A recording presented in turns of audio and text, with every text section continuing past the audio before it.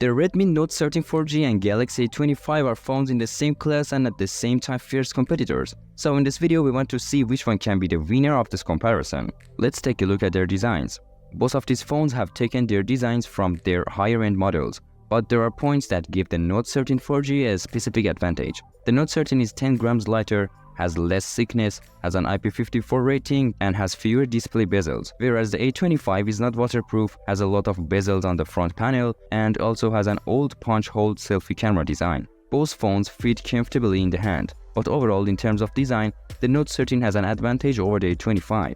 The A25 has a 6.5-inch display, Super AMOLED panel, 120Hz refresh rate, 396 ppi pixel density, and 16% screen-to-body ratio are features of this phone. Meanwhile, the Note 13 4G has a 6.67-inch display, AMOLED panel, 120Hz refresh rate, 395 ppi pixel density, and 12% screen-to-body ratio are features of the Note 13 4G. Although the pixel density is the same in both phones, watching content on the Note 13 is more enjoyable due to its fewer bezels and better design. It should also be noted that switching between 120Hz and 60Hz on both phones is manual, and neither supports automatic mode. The brightness of the A25's display is slightly less than the Note 13, and under direct sunlight, the Note 13 4G performs better and is clearer. The sound quality of both phones is excellent, and they both have headphone jacks, both have stereo speakers, support Dolby Atmos, and have good sound volume.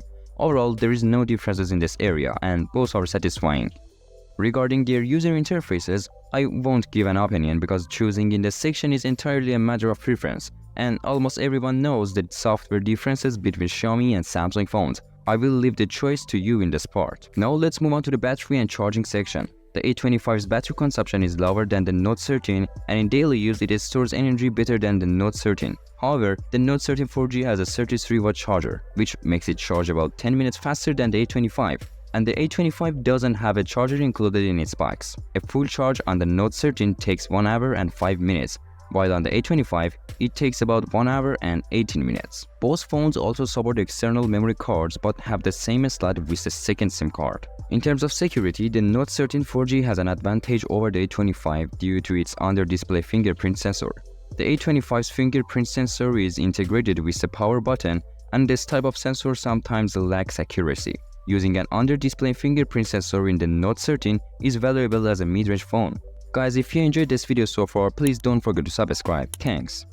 Graphically, for everyday tasks, both phones have no issues, but they have graphical limitations for heavy gaming. The Galaxy A25 has the Exynos 1280 chipset, and the Note 13 4G has the Snapdragon 685, and both are considered old mid-range chipsets. The A25 runs games with higher graphics but doesn't have good temperature control, whereas the Note 13 has a lower graphic ability but good temperature control. So, ultimately, if we don't consider temperature control, the A25 is better in terms of graphics. We come to the camera section. In daylight with main camera, both perform similarly, but looking more closely, the Note 13 has better dynamic range and less noise in its image. But if color is important to us, the A25 captures colors better. In ultra-wide photos, the A25 performs much better, capturing colors well, has acceptable dynamic range, and also captures details well.